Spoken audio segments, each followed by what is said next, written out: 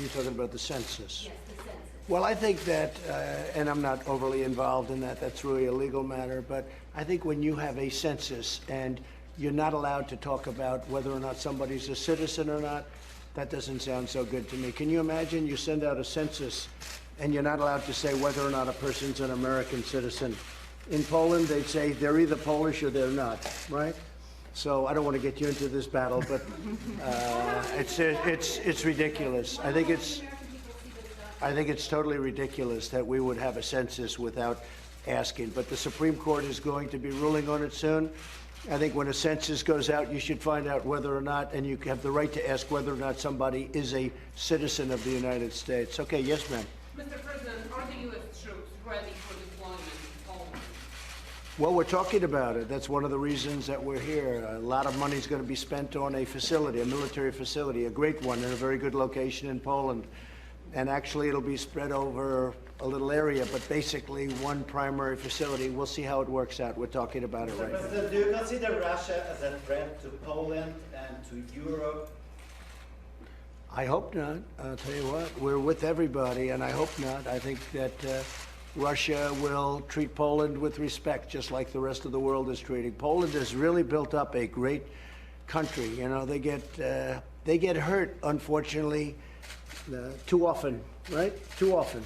They're in the middle of everything, and when bad things happen, it seems that Poland is always the first one that's in there, and it's unfortunate. No, I hope that Russia and Poland and Germany and everybody's going to get along. That's what I want. I want everybody to get along. Can you get your initial reaction to the demonstrations in Hong Kong? Is China overplaying its hand here? Well, they're massive demonstrations. I looked today, and that really is 1 million people. A lot of times people talk about they had 2,000 people, but it was really 1,000 or it was 200.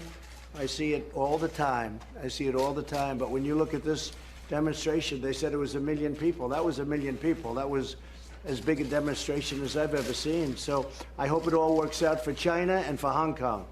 Are they sending a message to China with these demonstrations? I don't know what they're sending. I mean, that's a demonstration that they're having. I understand the reason for the demonstration, but I'm sure they'll be able to work it out. I hope they're going to be able to work it out with China. Mr. President, Yes, yes. Mr. President, what do you think about the Free SIS initiative of Central and Eastern European countries? Say it.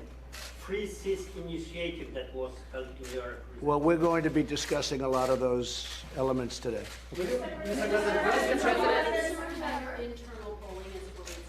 No, because we have great internal polling. They were fake polls that were released by somebody that it's ridiculous. No, we are winning in every single state that we've polled. We're winning in Texas very big. We're winning in Ohio very big. We're winning in Florida very big.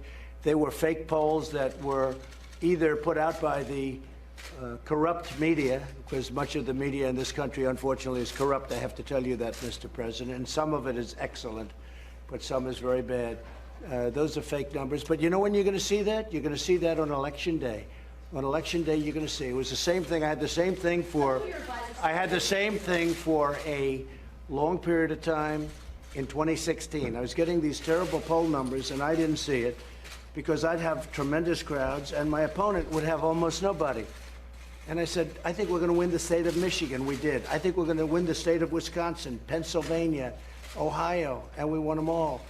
And now I have the same stuff. They're giving out phony polls. No, these are polls that we have that nobody saw. We do very little polling because I'm not a huge believer in polling. I think you go out there and you fight, and you don't really need polls. You need ideas more than polls. But we have some internal polling, very little, and it's unbelievably strong. The strongest I've ever been is exactly today. Some of your advisors say there is concern. Is that inaccurate? No, they're not advisors. It's fake news. You don't understand what I'm saying. Those advisors don't exist. They don't exist. It's made up by the newspapers. It's fake news. Mr. President, Go the ahead. House and Senate committees have subpoena power. How is this going to play out over the next 2 years? Well, I think what the Democrats are trying to do, because they know they're going to lose the election, so they're going to give this a shot, they're going to just every day they're going to be going more and more after. I don't know if you have this, Mr. President, but we have people that are totally out of control. It's the only way they think they can win the election, so we'll see what happens. But at some point, The Mueller report spoke. They were very disappointed. It said no collusion and no obstruction and no nothing. And in fact, it said we actually rebuffed your friends from Russia, that we actually pushed them back, we rebuffed them. So the Democrats were very unhappy with the Mueller report, so now they're trying to do a do-over or a redo, and we're not doing that. We gave them everything. We were the most transparent presidency in history. We gave them everything. And you and I, we've all had this conversation many times before. There's never been anybody so transparent. Gave them 1.5 million documents. We gave them hundreds of people. I gave them lawyers, which I didn't have to give. I didn't have to give anybody. We gave them everybody. And people that didn't like Donald Trump, 18 Trump haters, 18 Democrats, and they were Trump haters, and they were supporters, in some cases, of Hillary Clinton. They made the decision. And Bob Mueller, no fan of Donald Trump, I'm no fan of his. And Bob Mueller came out with a report that said no collusion, and by the way, and led to no obstruction. So now the Democrats want to try and win an election, so they just keep it going. And I think the American public's not going to stand for it. I'll tell you what the Democrats should be doing. They should be working on the border. They should be working on drug pricing, and they should be working on infrastructure where we could get that done very quickly, but they don't have any time to do anything. And I think it's going to be a tremendous day for us. It's a year and a half now until the election. I think it's going to be a tremendous day for us. Okay. Mr. President, what are you expecting to get out of your meeting with President Xi at the G20? And also, can you update us on the agreement you have with Mexico that you alluded to? We expect to have a meeting with President Xi. We're doing very well with respect to China. We're taking in billions and billions of dollars, which we never took in before. The tariffs are been, very strong. We have 25% of $250 billion, and tremendous money is flowing into our treasury. China is subsidizing those companies, so our people are not paying for it. If you look, our people are not paying for it. China is subsidizing those companies so that people continue to work. Now, the problem for China is that a lot of companies are leaving China because they don't want to pay the tariffs. But we're doing very well. And I have a feeling that we're going to make a deal with China, because I really don't believe that China wants to continue the problem that they really caused themselves, because we had a deal done. Almost, I would say, all of the tough points were negotiated. They were negotiated, and they were agreed to, and everything was finished. And then China told us they can't agree to things that they already agreed on. All right, and that's okay. So I said, that's okay. We're going to put tariffs on, 25% on $250 billion. Now we have another $325 billion left, and if we don't make a deal, we're going to put a tariff on that too. And the United States is making more money than they've ever made, ever before from China. I'd like to make a deal, but we'll see what happens. But I can tell you, as much as I'd like to, China wishes they had that deal to do over again, because what they did was wrong. You can't renegotiate a deal. We had a deal that was done, and they wanted to renegotiate. You can't do that. Mr. President, we know that President Duda invited you to Poland again. Are you going to? I think I will. We haven't picked a date, but we will. I just had an incredible time. That speech was special from the standpoint of the people of Poland, and I know it was considered a very important speech. You people even gave me very high marks on that speech. I could say it, but I don't want to say it, but some people said it was the best speech ever made by a president in Europe. But I did not say that. I'm just quoting other people. But it was a great day. The two folks, you treated us so great. I'll never forget it. We won't forget our trip to Poland. Very, very tremendous, special people. Mr. President, How concerned are you about backsliding on democracy in Poland? Quiet. Go ahead.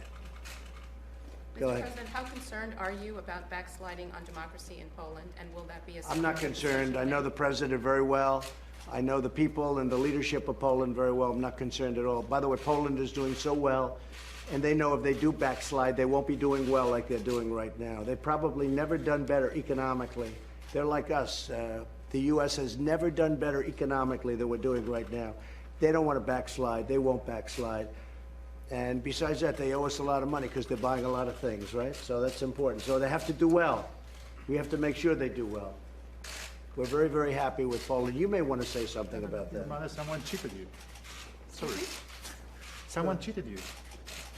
There is no problems with democracy in Poland, really. Everything is excellent. That's what I hear. Okay? President Trump, Yes. the base that Poland says they want to build, is this permanent, is this meant to house a permanent US presence or not? This would be certainly a statement that the U.S. would be making. I don't talk about permanence or non-permanence, but this would be a statement that the U.S. is making. Steve, go ahead, please. Well, how many troops are you talking about? Well, they're talking about 2,000 troops, but we'd be taking them out of Germany or we'd be moving them from another location. There would be no additional troops to Europe. We'd be moving them from another location. As you know, we have 52,000 troops in Germany, and Germany is not living up to what they're supposed to be doing with respect to NATO, and Poland is. I have to congratulate you. Thank you very much. But Poland is paying the max. The max will be raised. I raised over $100 billion last year from countries that were not paying, and it wasn't fair to the United States. So they put up over $100 billion more. But as you know, Germany's at 1%, they should be at 2%, and they're not getting there fast. We have 52,000 troops in Germany. We've had them there for a long, long time. So we'd be probably moving a certain number of troops to Poland if we agree to do it. Poland's going to build a phenomenal facility in a very good location. So you're not totally convinced that you want to do this? We haven't totally made up a decision, no. We haven't finalized anything. But the facility itself would be world class. Would you like this facility to be named Fort Trump? Well, that's up to them. I have nothing to do with naming it Fort Trump. That's all I need, Fort Trump. You people would have a field day with that, right? No, that's up to them. They can